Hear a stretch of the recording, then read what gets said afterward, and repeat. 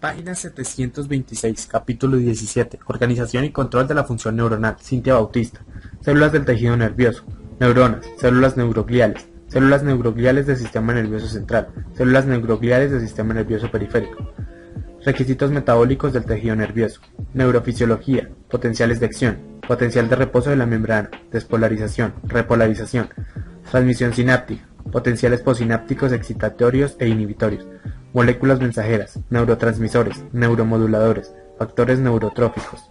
Organización del desarrollo del sistema nervioso, desarrollo embrionario, organización segmentaria, columnas celulares, tractos longitudinales, estructura y función de la médula espinal y el encéfalo, médula espinal, nervios espinales, reflejos espinales, encéfalo, rombencéfalo, mesencéfalo, prosencéfalo, meninges, sistema ventricular y líquido cefalorraquídeo, barreras hematoencefálicas y del líquido cefalorraquídeo y el encéfalo, sistema nervioso autónomo, vías eferentes autónomas, sistema nervioso simpático, sistema nervioso parasimpático, vías integradoras centrales, neurotransmisión autónoma, acetilcolina y receptores colinérgicos, catecolaminas y receptores adrenérgicos.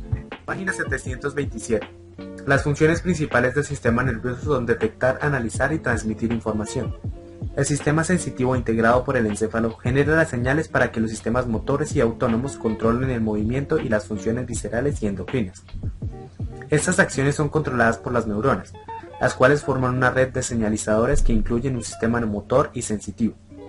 El sistema nervioso se puede dividir en dos, el sistema nervioso central SNC y el sistema nervioso periférico SNP. El sistema nervioso central consta del encéfalo y la médula espinal. El sistema nervioso periférico está compuesto por nervios craneales, NC, que vienen en pares y se originan en el encéfalo, y los nervios espinales, que se originan en la médula espinal. Las células nerviosas de ambos sistemas forman las vías sensitivas aferentes y las vías motoras eferentes. Este capítulo está dividido en 5 partes. Primero, las células del tejido nervioso. Segundo, la neurofisiología. Tercero, la organización del desarrollo del sistema nervioso. Cuarto, la estructura y función de la médula espinal y del encéfalo. Quinto, el sistema nervioso autónomo, SNA. Células del tejido nervioso. Después de terminar esta sección del capítulo, el lector será capaz de cumplir con los siguientes objetivos. Distinguir entre las funciones de las neuronas y las células neurogliales del sistema nervioso. Describir la estructura y función de las 3 partes de una neurona. Describir los requisitos metabólicos del tejido nervioso. El tejido nervioso contiene 2 tipos de células, las neuronas y las células neurogliales. Las neuronas son las células funcionales del sistema nervioso. Muestran excitabilidad y conducen los impulsos para que éste funcione. Las células neurogliales protegen al sistema nervioso y dan apoyo a las neuronas. Puntos clave. Organización estructural del sistema nervioso. El sistema nervioso está dividido en 2 partes, el sistema nervioso central, que está compuesto del encéfalo y de la médula espinal, localizados en el cráneo y la columna vertebral, y el sistema nervioso periférico, que se localiza fuera de estas estructuras. El sistema nervioso contiene 2 tipos principales de células, las neuronas, que son las células funcionales del sistema nervioso, y las células neurogliales, que protegen el sistema nervioso y proporcionan apoyo metabólico. Página 728. Neuronas. Las neuronas son las células funcionales del sistema nervioso. Las neuronas aferentes o sensitivas transmiten información al sistema nervioso central, mientras que las neuronas eferentes o motoras envían la información que sale del sistema nervioso central. Figura 17.1. Intercaladas entre las neuronas aferentes y eferentes se halla una red de neuronas interconectadas, llamadas también interneuronas o neuronas intercaladas, que modulan y controlan la respuesta del cuerpo a los estímulos sensitivos tanto de entornos internos como externos. Las neuronas constan de 3 partes, el cuerpo celular, las dendritas y los axones. Estas estructuras forman las conexiones funcionales o sinapsis con otras células nerviosas, con células receptoras o con células efectoras. Los procesos axonales están diseñados especialmente para lograr una rápida comunicación con otras neuronas y con las muchas estructuras corporales enervadas por el sistema nervioso. El cuerpo celular o soma de una neurona contiene un núcleo vesicular grande con 1 o más núcleos distintos y un retículo endoplásmico rugoso bien desarrollado. El núcleo de una neurona tiene el mismo contenido de ácido desoxirribonucleico ADN y código genético que el que se encuentra en otras células del cuerpo. Su nucleolo, que está compuesto por partes de diversos cromosomas, produce ácido ribonucleico, ARN, necesario para la síntesis proteica. El citoplasma contiene grandes masas de ribosomas que son prominentes en la mayoría de las neuronas. Estas masas ácidas de ARN que participan en la síntesis de proteínas tiñen de oscuro los cuerpos de Nernst con tintes histológicos básicos. Figura 17.1. Figura 17.1. Neuronas aferentes A y eferentes B mostrando el soma o cuerpo celular, las dendritas y el axón. Las flechas indican la conducción de los potenciales de acción. Las dendritas son múltiples ramificaciones cortas del cuerpo de la célula nerviosa. Transmiten la información hacia el cuerpo celular y son la fuente principal de información para la neurona. Las dendritas y el cuerpo celular están repletos de terminales sinápticas que se comunican con los axones y las dendritas de otras neuronas. Los axones son largas prolongaciones eferentes que salen del cuerpo celular. La mayoría de las neuronas solo tienen un axón. Sin embargo, los axones pueden exhibir múltiples ramificaciones que dan como resultado muchas terminales axónicas. El axón de una neurona conduce los impulsos nerviosos desde el cuerpo celular hasta su sinapsis. También proporciona un conducto físico para el transporte de materiales entre el cuerpo celular y las terminales sinápticas del axón. El cuerpo celular de la neurona está preparado para llevar a cabo un alto nivel de actividad metabólica. Esto es necesario porque el cuerpo celular debe sintetizar los elementos citoplásmicos y membranales que se necesitan para mantener la función del cuerpo celular, más las muchas proteínas y otros materiales citoplásmicos que el axón y sus terminales sinápticas utilizan. Los axones pueden ser muy cortos, 0,1 milímetros, o muy largos, 3,0 metros al cuadrado, y su diámetro puede variar. Los de diámetro grande conducen los impulsos rápidamente y los de diámetro pequeño lo hacen más despacio. Página 729. El transporte de los materiales ocurre desde el cuerpo celular hasta las terminales de los axones, transporte anterógrado, y en menor medida en la dirección opuesta, transporte retrógrado. El componente anterógrado consta de elementos rápidos y lentos. Los sistemas anterógrados rápidos transportan moléculas, como gránulos neurosecretores, mediante un sistema dependiente de energía a una tasa de 100 milímetros por día a 400 milímetros por día al cuadrado. Otro elemento del sistema anterógrado rápido transporta organelos, entre ellos las mitocondrias. La hormona antidiurética y la oxitocina emplea el sistema anterógrado rápido para viajar desde las neuronas del hipotálamo a través de sus axones hasta la pituitaria posterior, donde las hormonas se liberan en la sangre. El componente anterógrado lento transporta material como enzimas tubulinas y citoplásmicas a una tasa de 0,1 milímetros por día a 3,0 milímetros por día al cuadrado. Un componente retrógrado rápido del transporte axonal lleva material que es devuelto al cuerpo celular para su degradación o reutilización. Aunque gran parte de este material se degrada en lisosomas, el transporte retrógrado también se emplea para enviar señales al cuerpo celular. En el proceso de transporte participan dos proteínas motoras, quinesina e idieína. Las quinesinas, por lo general, son proteínas motoras dirigidas a los extremos positivos que transportan su carga anterógrada hacia la sinapsis. Las dineínas citoplásmicas son proteínas motoras dirigidas a los extremos negativos que transportan su carga retrógrada hacia el cuerpo celular. Células neurogliales. Las células neurogliales del sistema nervioso, incluyendo diversos tipos de células neurogliales del sistema nervioso central, así como las células de Schwann y satélites del sistema nervioso periférico, protegen a las neuronas y les proporcionan soporte metabólico. Las células neurogliales separan a las neuronas en compartimentos metabólicos aislados, lo que es necesario para la función neuronal normal. Algunos tipos de células neurogliales, los astrocitos, ayudan a formar la barrera hematoencefálica que impide que los materiales tóxicos que se encuentran en la sangre entren al encéfalo. Página 730. Dos tipos de células neurogliales, los oligodendrocitos en el sistema nervioso central y las células de Schwann en el sistema nervioso periférico, producen la mielina que se emplea para aislar los procesos celulares nerviosos y aumentar la velocidad de los impulsos nerviosos. La mielina tiene un alto contenido en lípidos, lo cual le da un color blanquecino y el nombre de sustancia blanca que se le da a las masas de fibras mielinizadas de la médula espinal y el encéfalo. Además de su función por aumentar la velocidad de conducción, la vaina de mielina es esencial para la supervivencia de los procesos neuronales más grandes, quizá por la secreción de los compuestos neurotróficos. La formación de mielina es esencialmente la misma en los sistemas nervioso central y periférico. Ambos contienen proteína básica de mielina y participan en el enrollamiento de las membranas plasmáticas alrededor de la fibra nerviosa. Durante el enrollamiento de la mielina se expulsa citoplasma que se encuentra entre los dos paquetes internos adyacentes de la membrana plasmática. Estos dos paquetes internos adyacentes y cualquier residuo de citoplasma aparecen como una línea oscura llamada línea densa principal. De igual manera, durante el enrollamiento de las membranas plasmáticas para formar la mielina, los paquetes de membrana adyacentes externos de plasma se oponen, creando el interperíodo o la línea densa menor.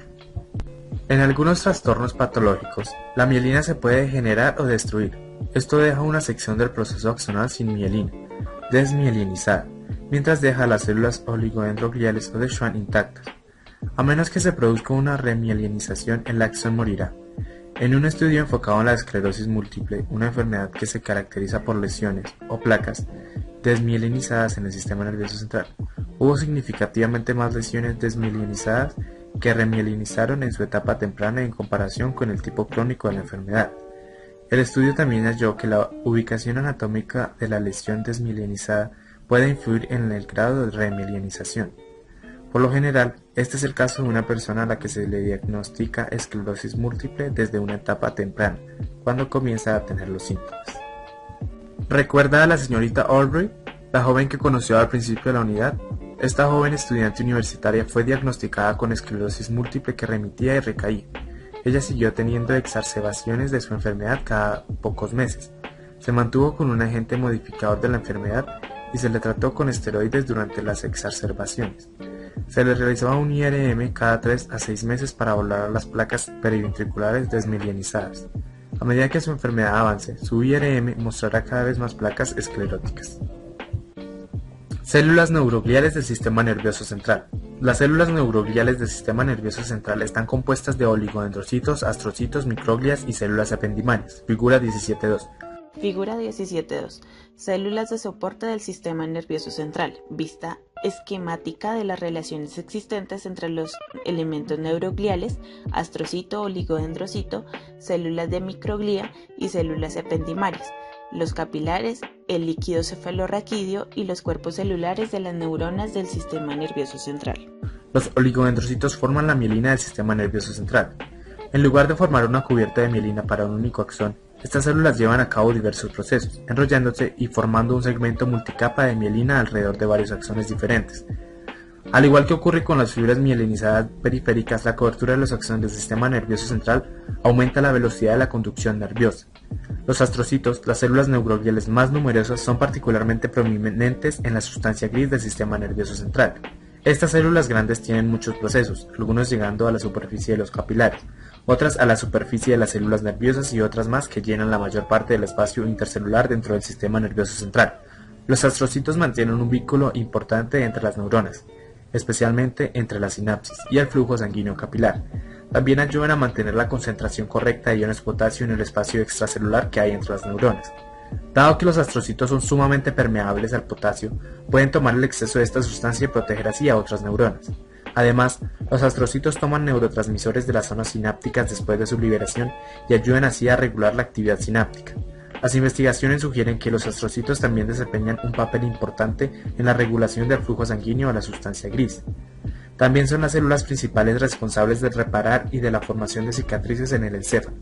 Pueden llenar su citoplasma con microfibrillas, es decir, astrocitos fibrosos, y masas de estas células forman el tipo especial de tejido de cicatriz que se desarrolla en el sistema nervioso central cuando se destruye el tejido. Este proceso se llama gliosis. Página 731. Un tercer tipo de célula neuroglial, la microglia, es una pequeña célula fagocítica que aparece para limpiar los desechos que quedan después de un daño o infección celular, o una muerte celular. El cuarto tipo de célula, la célula ependimaria, forma el revestimiento de la cavidad del tubo neural, esto es, el sistema ventricular. En algunas zonas, estas células se combinan con una rica red vascular para formar el plexo coroide, donde tiene lugar la producción del líquido cefalorraquídeo, LCR. Células neurogliales del sistema nervioso periférico. Las células satélite y las de Schwann son los dos tipos de células neurogliales del sistema nervioso periférico. Por lo general, los cuerpos celulares nerviosos del sistema nervioso periférico se reúnen en los ganglios, como la raíz dorsal y los ganglios autónomos. Las células satélites son células capsulares planas que segregan una membrana de fondo que protege al cuerpo celular de la difusión de moléculas grandes. Una única capa de células satélites separa cada uno de los cuerpos celulares, y los procesos de los nervios periféricos se separan del marco de tejido conectivo del ganglio. Las células de Schwann son parientes cercanos de las células satélite. La membrana celular y el citoplasma de las células de Schwann rodean los procesos de las neuronas aferentes y eferentes más grandes. Durante la mielinización, la célula de Schwann se enrolla varias veces alrededor de cada proceso nervioso. Figura 17.3. Figura 17.3. Sección de un nervio periférico que contiene neuronas motoras aferentes, sensitivas y aferentes motoras. Las células de Schwann forman una cubierta de mielina alrededor de las fibras nerviosas más grandes del sistema nervioso periférico. Las siguientes células de Schwann se separan mediante pequeños saltos de líquido intracelular llamados nodos de Ranvier, donde se pierde la mielina y se concentran los canales de sodio regulados por el voltaje. Las de Schwann se alinean a lo largo del proceso neuronal y cada una de ellas forma su propio segmento de mielina discreto. El final de cada segmento de mielina se adhiere a la membrana celular del axón mediante uniones intercelulares. Las células de Schwann sucesivas están separadas por pequeñas interrupciones del líquido extracelular, llamadas nódulos de Ranvier, donde falta la mielina y se concentran canales de sodio dependientes del voltaje. Figura 17.4.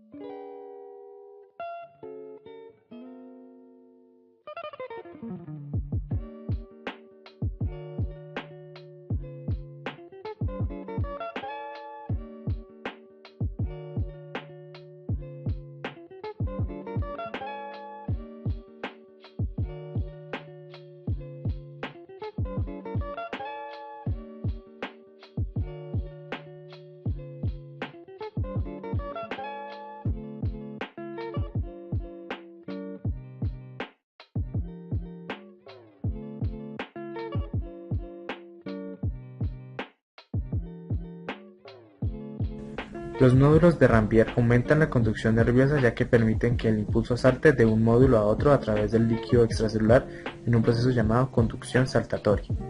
De esta manera, el impulso puede viajar más rápidamente que si se tuviera que mover sistemáticamente a lo largo de todo el proceso nervioso. Este aumento de la velocidad de conducción reduce mucho el tiempo de reacción, es decir, el tiempo entre la aplicación del estímulo y la respuesta motora subsecuente. El breve tiempo de reacción es especialmente importante en el caso de los nervios periféricos con largas distancias, a veces de 1 metro a 1.5 metros, para la conducción entre el sistema nervioso central y los órganos efectores distantes. Página 732. Cada una de las células de Schwann que se encuentran a lo largo de un nervio periférico está encapsulada en un tubo continuo de la membrana base, que a su vez está rodeado de una vaina de capas múltiples de tejido conectivo laxo, conocido como el endoneurio. Figura 17.3. Figura 17.3. Sección de un nervio periférico que contiene neuronas motoras aferentes, sensitivas y aferentes motoras. Las células de Schwann forman una cubierta de mielina alrededor de las fibras nerviosas más grandes del sistema nervioso periférico. Las siguientes células de Schwann se separan mediante pequeños saltos de líquido intracelular llamados nodos de Ranvier, donde se pierde la mielina y se concentran los canales de sodio regulados por el voltaje. La vaina endoneurial, que es esencial para la regeneración de los nervios periféricos, proporciona un tubo de colágeno mediante el cual un axón regenerador puede llegar otra vez a su objetivo anterior. La vaina endoneurial no penetra el sistema nervioso central. Se cree que la ausencia de vainas endoneuriales es un factor importante en la regeneración axonal limitada de los nervios del sistema nervioso central en comparación con los dos del sistema nervioso periférico. Las vainas endoneuriales se unen con los vasos sanguíneos en pequeños haces o racimos de nervios llamados fascículos. En el nervio, otra cubierta protectora llamada perinerio rodea los fascículos. La vaina epineural, de gran protección del nervio periférico, rodea aún más los fascículos. Las capas protectoras que rodean los procesos nerviosos periféricos son continuas con la cápsula de tejido conectivo de las terminaciones nerviosas sensitivas y el tejido conectivo que rodea las estructuras efectoras como la célula músculo-esquelética. Centralmente, las capas de tejido conectivo continúan a lo largo de las raíces ventrales y dorsales del nervio y se fusionan con las meninges que rodean la médula espinal y el encéfalo. Requisitos metabólicos del tejido nervioso. El tejido nervioso tiene una tasa alta de metabolismo. El encéfalo recibe del 15% al 20%, aproximadamente 750 ml por minuto, del total del gasto cardíaco en reposo y consume un 20% de su oxígeno. A pesar de sus importantes requisitos de energía, el encéfalo no puede almacenar oxígeno o participar de manera eficaz en el metabolismo anaeróbico. Una interrupción en el suministro de sangre u oxígeno al encéfalo lleva rápidamente a signos y síntomas clínicamente observables. Casi de manera simultánea aparecen la inconsciencia y el paro cardíaco, y la muerte de las células cerebrales comienza de 4 minutos a 6 minutos. La interrupción del flujo sanguíneo también lleva a la acumulación de productos secundarios metabólicos que son tóxicos para el tejido neuronal.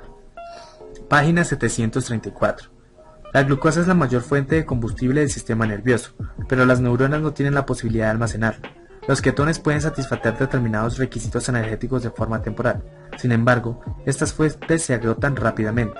A diferencia de las células musculares, las neuronas no tienen almacenes de glucógeno y dependen de la glucosa en sangre o de los almacenes de glucógeno de las células neurogliales de soporte. Las personas que reciben insulina para la diabetes pueden experimentar signos de disfunción neuronal e inconsciencia, es decir, reacción a la insulina o shock, cuando la glucosa en la sangre desciende debido a un exceso de insulina. En resumen, el tejido nervioso está compuesto de dos tipos de células, las neuronas y las células neurogliales. Las neuronas están compuestas de tres partes: un cuerpo celular, que controla la actividad celular, las dendritas, que conducen la información hacia el cuerpo celular, y el axón, que lleva los impulsos desde el cuerpo celular. Los mecanismos de transporte axonal proporcionan los medios para llevar los materiales desde y hasta el cuerpo celular y las terminales del axón. Las células neurogliales constan de diferentes tipos de células neurogliales en el sistema nervioso central, y las células de Schwann y satélite del sistema nervioso periférico. Las células neurogliales protegen y proporcionan soporte metabólico a las neuronas, ayudan a regular el flujo sanguíneo y sirven de ayuda para separarlas en compartimentos aislados, lo cual es necesario para la función neuronal normal.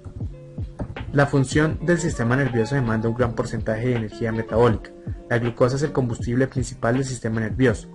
El encéfalo constituye solo el 2% del peso corporal, pero recibe el 15% al 20% del gasto cardíaco restante.